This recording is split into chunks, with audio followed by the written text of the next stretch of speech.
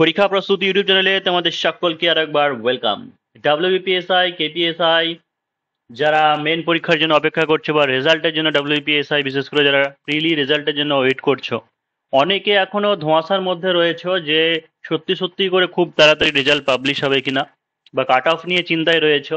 সেই ব্যাপারে আলোচনা করব, এবং সেই সাথে হচ্ছে আপকামিং ভ্যাকান্সি, অর্থাৎ নতুন করে কোনো ভ্যাকান্সি সত্যিই কি পাবলিশ হবে কিনা বা কবে নাগাদ আসতে পারে, এবং কোন কোন ভ্যাকান্সিগুলো আসবে বা কত ভ্যাকান্সি থাকতে পারে সেই বিষয়ে আলোচনা করব।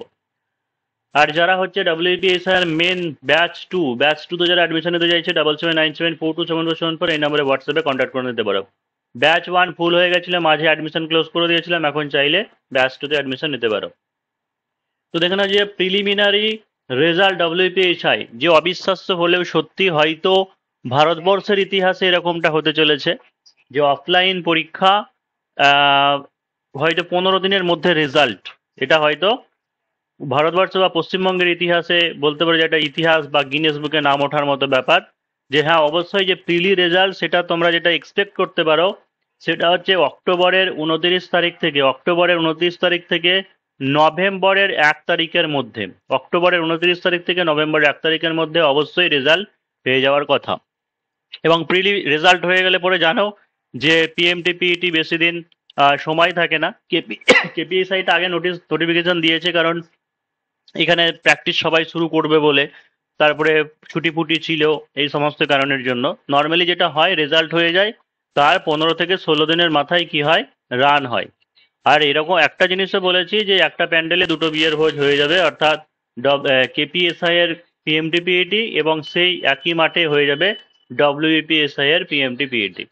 তো কেপিএসআই এর পিএমটি পিইটি 11 তারিখ থেকে শুরু হচ্ছে মনে হয়, 11 থেকে 14 চলবে, মাঝে মনে একটা ছুটির দিন আছে, 11 থেকে 14 চলবে, মাঠে ছুটির দিন আছে।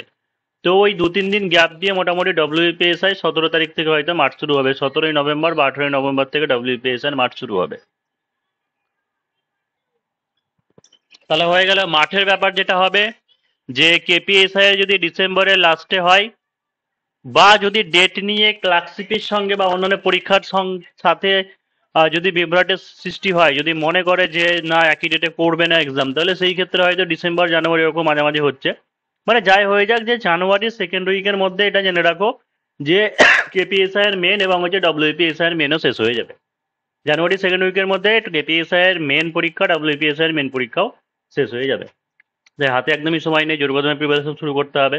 এবার কাট অফের ব্যাপার, অনেকে পাস করবে কি করবে না সেটার জন্য প্রিপারেশন শুরু করতে পারছে না, কিন্তু রানটা অবশ্যই করো। আর মাত্র হয়তো 4-5 দিনের মধ্যে রেজাল্ট যদি পাবলিশ হয়ে যায়, তাহলে সেই ক্ষেত্রে আর 4-5 দিন দেখে নাও। তাও একটুকু বলবো যে ইউ আর মোটামুটি 135 থেকে 140 তো অবশ্যই সেফ জোনে আছো। এই নাম্বারটাও অনেকে হয়তো যারা 145, 50, 60 এরকম কাট অফ বলছে, তো অতটা তো কখনোই যাবে না। তবে একটা জিনিস যেটা চিন্তার কারণ, সেটা হচ্ছে কেপিএসএ যত গুণ পাস করিয়েছিল, প্রায় 25 গুণ, এটা সেখানে অত গুণ পাস করাবে না, 10 থেকে 12 গুণ ধরে রাখো।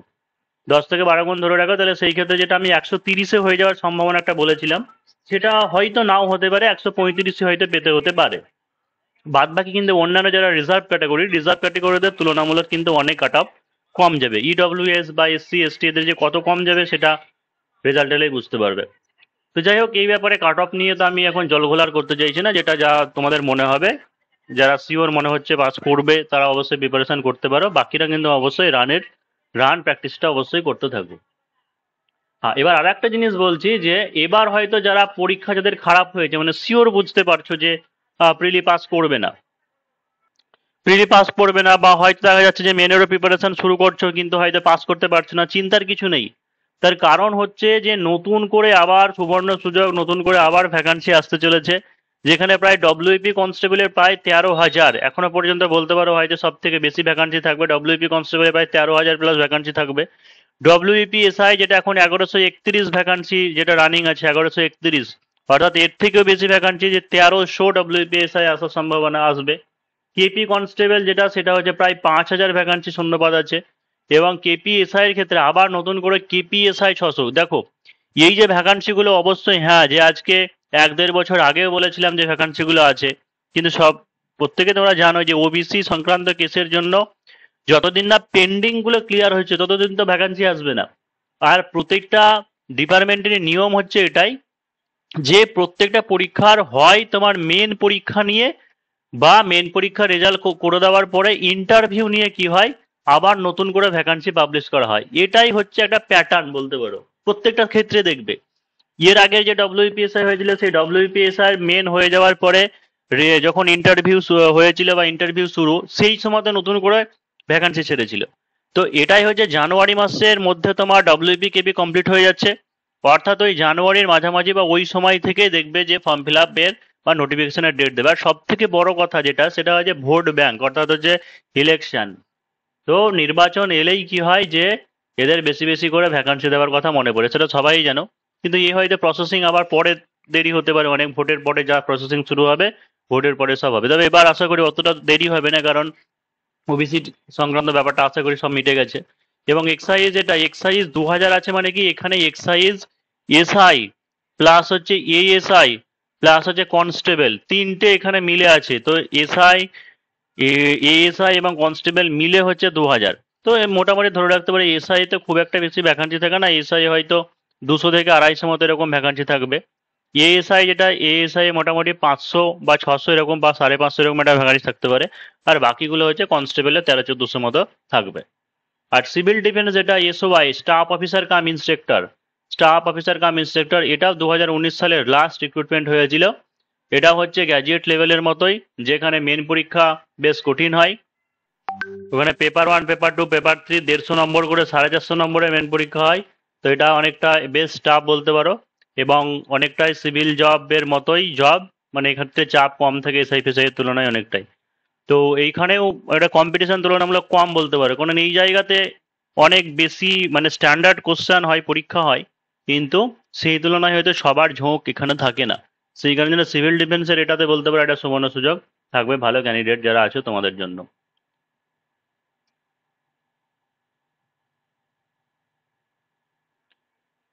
তো এই হচ্ছে ব্যাপার। আর একটা জিনিস সেখানে কিছু ব্যাপারে বলতে চাই যে ডব্লিউবিপিএসআই, হয়তো অনেকে বলবে যে ডব্লিউবিপিএসআই 10 থেকে 12 গুণকে কেন পাস করানো হবে, আর কেপিএসআই কে কেন, কেপিএসআই তে কেন 25 গুণকে পাস করানো হয়েছে। তো দেখো যে কেপিএসআই এর ভ্যাকান্সি ছিল যেটা, সেটা হচ্ছে 309 মতো। এখানে 25 গুণ অর্থাৎ প্রায় 3×25=75, মানে হচ্ছে 7,500 প্লাস ক্যান্ডিডেটকে কোয়ালিফাই করানো হয়েছে।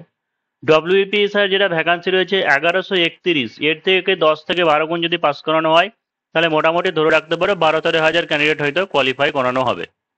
এবার দুটো কারণের জন্য হতে পারে। একটা হচ্ছে কেপিএসআই এ প্রচুর পরিমাণে কোশ্চেন লিক হয়েছিল, সেই নিয়ে প্রচুর মেল করা হয়েছিল, ডেপুটেশন দেওয়া হয়েছিল যে অন্ততপক্ষে বেশি গুণকে যাতে কোয়ালিফাই করানো হয়, অর্থাৎ ভালো ক্যান্ডিডেটরা বা মেরিট থেকে যেন তারা বাদ না যায়। ঠিক আছে, অর্থাৎ তারা যেন একবার অন্তত মাঠের এবং মেনে বসার পরীক্ষাটা দিতে পারে, তাহলে হয়তো কিছুটা হলেও দুর্নীতি কমবে বা হয়তো ভালো ক্যান্ডিডেট একটা চান্স পাবে।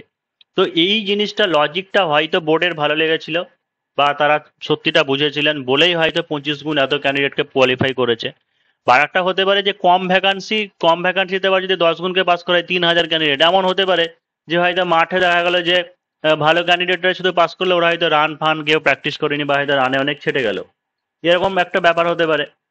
এবার দেখো এখানে যে 7,500 পাস করানো হয়েছে, তো নর্মালি যেটা হয় যে 50% থেকে 60% কি হয় হাইট এবং মাঠ বা এইগুলোতে কোয়ালিফাই করে। তাহলে 7,500 যদি 60% ম্যাক্সিমামটাও ধরে নিই, তাও হচ্ছে 4,500 ক্যান্ডিডেট কি করবে, মেন পরীক্ষা দেবে। এই মেন পরীক্ষার খাতা দেখা, যেটা পেপার চেক করায়, এটাই একটা সমস্যার ব্যাপার। তো ডব্লিউপিএসআই এর ক্ষেত্রে যদি ওরকম 20-25 গুণকে পাস করায়, তাহলে সেই ক্ষেত্রে প্রচুর ক্যান্ডিডেট প্রচুর মেন পরীক্ষা দেবে, অত মেন পেপার চেক করা মুশকিল। তো ডব্লিউপিএসআই এর ক্ষেত্রে 12,000 যদি পাস করে, তার মানে 50-60% হলে প্রায় হচ্ছে এখানে 6,000 থেকে 7,000 কি হবে, মেন পরীক্ষা দেবে। তো 6,000 থেকে 7,000 মেন পরীক্ষার খাতা চেক করতে হবে, এটাও কিন্তু একটা বেশ কষ্টকর বা দুঃসাধ্য ব্যাপার। এবার এটাই যদি কেপিএসআই এর মতো অত গুণকে কোয়ালিফাই করায়, তাহলে তো বুঝতেই পারছো যে 25,000 ক্যান্ডিডেট হয়ে যায়, হয়তো 20 থেকে 25 হাজার ক্যান্ডিডেট। তাহলে 20 থেকে 25 হাজার হলে 12 থেকে 13 হাজার ক্যান্ডিডেট মেন পরীক্ষা দেবে। তো এই দুটো ব্যাপার হতে পারে।